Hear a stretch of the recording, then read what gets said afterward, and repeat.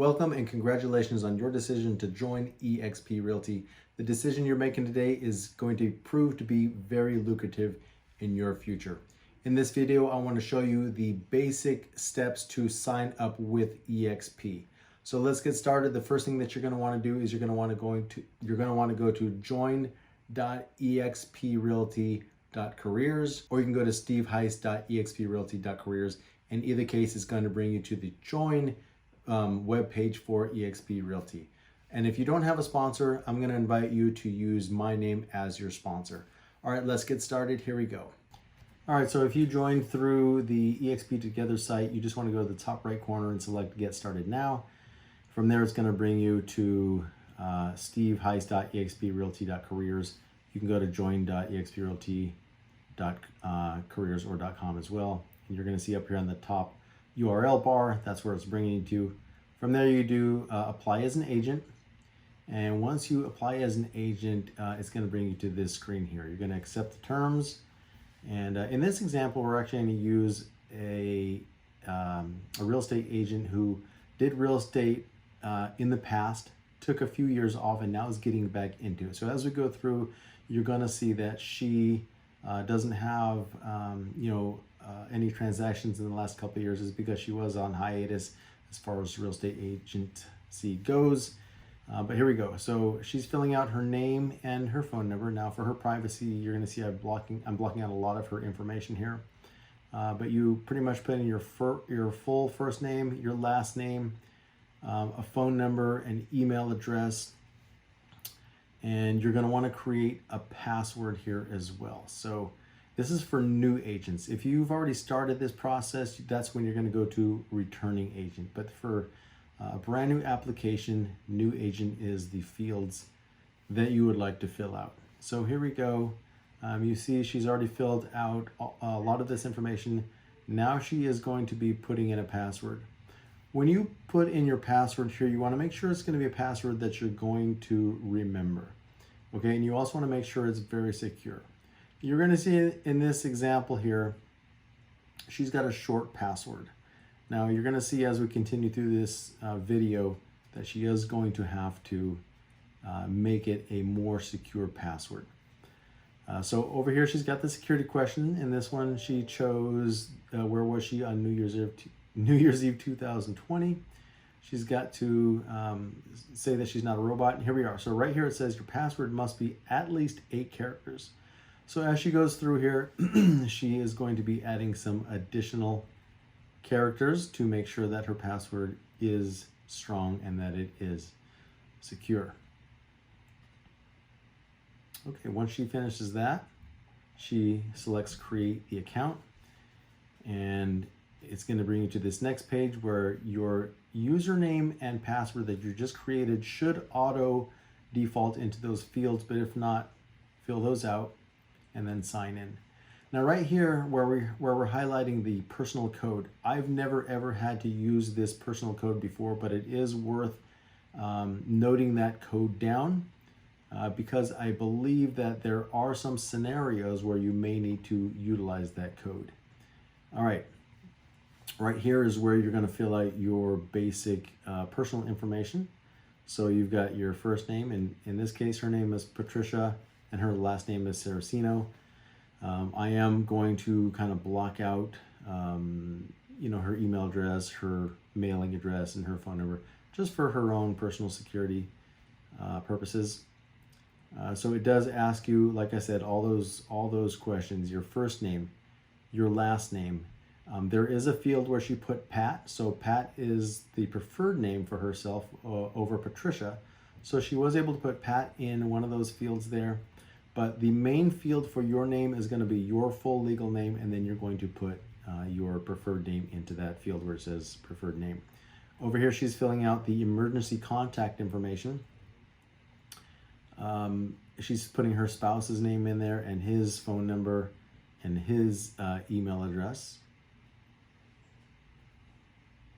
So you want to make sure you get that all correct. It does take some time to fill out this application, but it's very easy to fill out. There really is no information that you're going to really have to search for, I don't believe, other than possibly your National Association of Realtors ID.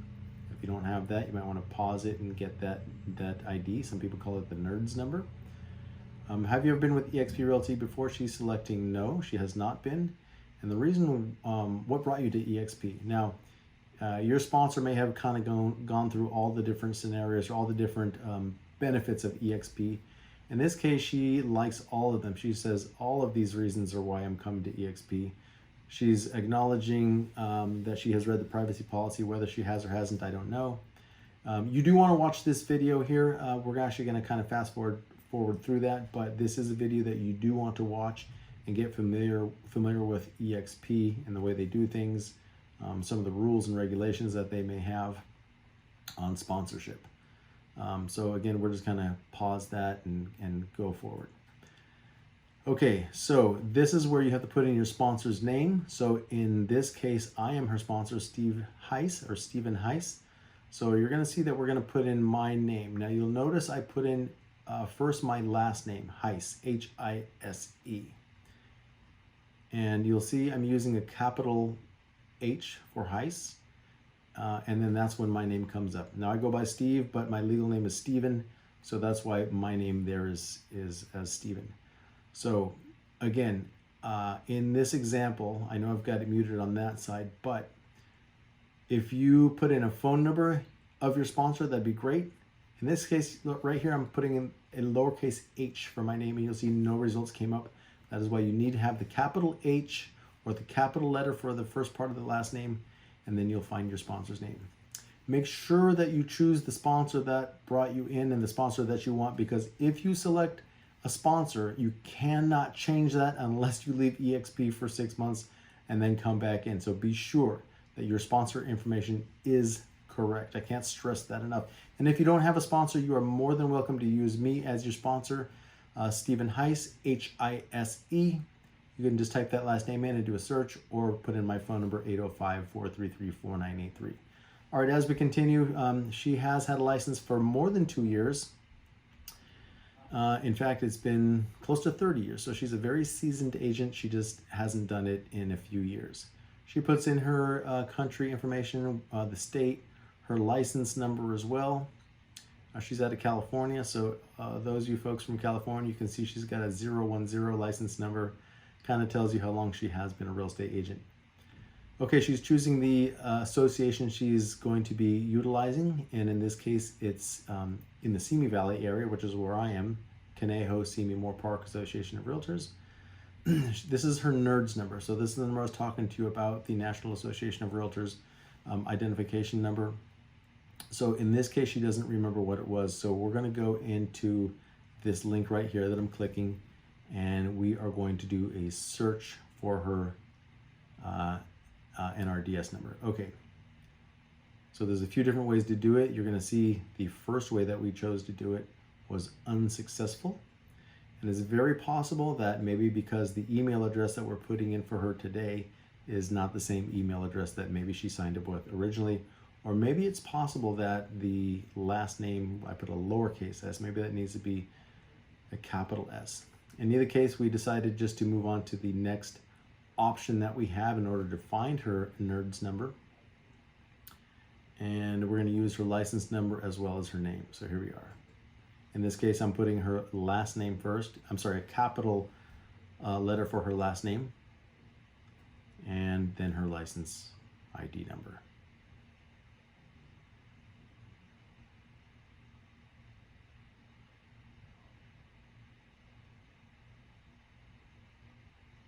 Okay, that's her NERDS number right there. So all I did was copy it, and then I went back to my page and I pasted it in.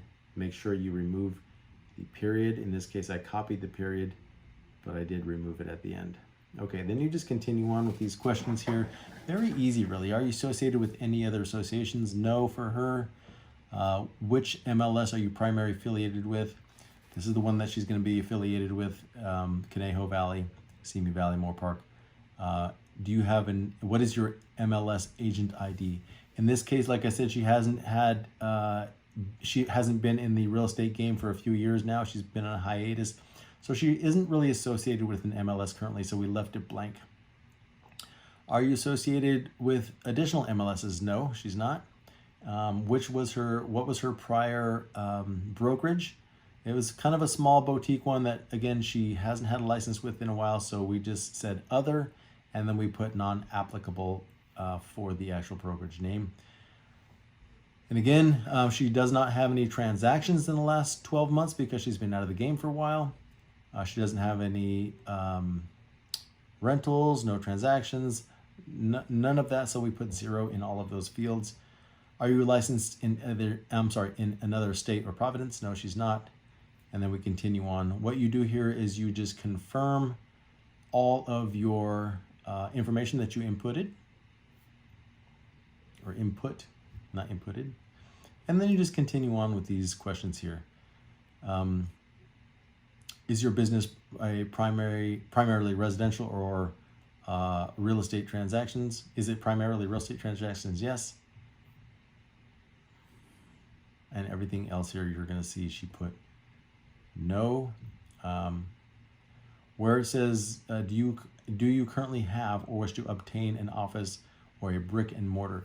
And this one we put no, and that's because she doesn't have an office that she works out of. She works out of her home. There is an office. She will be utilizing the office that I currently sit in, but it's not her an office that she actually has her name on. So she's going to put no to that. Will you be selling real estate with EXP as an individual agent or as part of a team?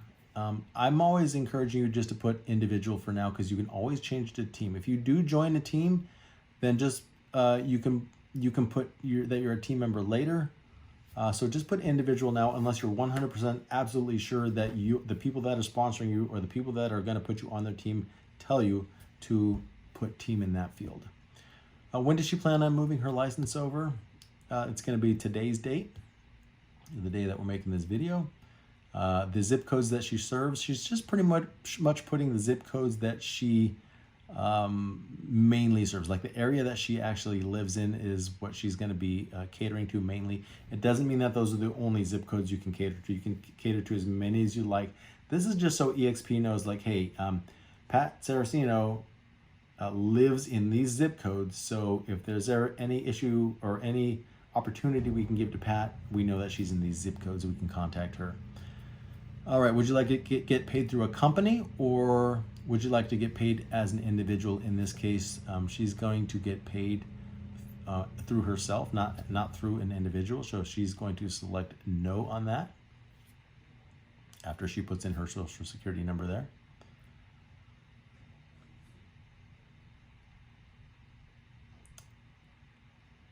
And she's going to use her same address as her home address, so she'll put no on the next question. Does she want to participate in agency equity program? That's going to be the last question. So the agent equity program is a program where you can, once you do a transaction or many transactions, you can take a portion of those commissions that you get from your transaction, and you can give back 5% of any commission, and you can buy EXP stock with that at a 10% discount. Now you're going to see in this example, she's choosing no to that. And the reason why she's choosing no was she asked me and she said, what should I put here? I said, look, if you're not 100% sure that you want to do it, then just put no for now, because what you can do in the future is you can change that very easily. It really is just a matter of notifying EXP and letting them know that, hey, I changed my mind. I do want to be part of the agent equity program. And so that's what she's going to do for now, because she's kind of on the fence. She doesn't know if she wants to do it yet or not. So she's going to put no for now. And let's say her first transaction, she decides she wants to do that, well, she can just contact EXP and make that happen. All right, the next question is, how would you like to pay both of your initial fees and your ongoing monthly fees? In this case, she's choosing the checking account. There is a $149 setup fee. That's a one-time fee. And then ongoing each month is $85 to EXP. Today, she's going to pay both of those. And so there it is. All right, so next she continues on with these questions here. A lot of the questions, a lot of these fields are going to be pre-filled because she's filled them out in previous screens there. She's just verifying her address, her social security number. The billing address is going to be the same as the home address in her case. She's got direct deposit information. So once you get commission checks from EXP or revenue share checks, I should say, from EXP, then they need to know where to send those monies. So she's giving her bank account information along with her routing information and so forth.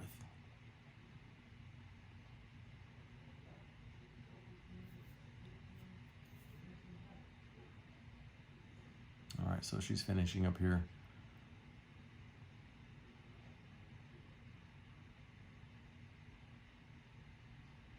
And yeah, you feel free to, just pause this video if you need time to fill out your information as well.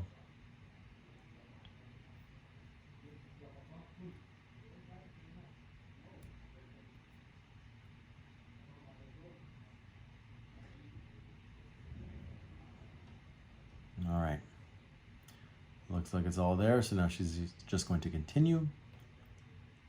And right here is where she verifies all the information she put in. You can verify it all right here. Once she's satisfied with that, she will save that information and continue on, and it'll bring her on to signing the documents. So she's confirming.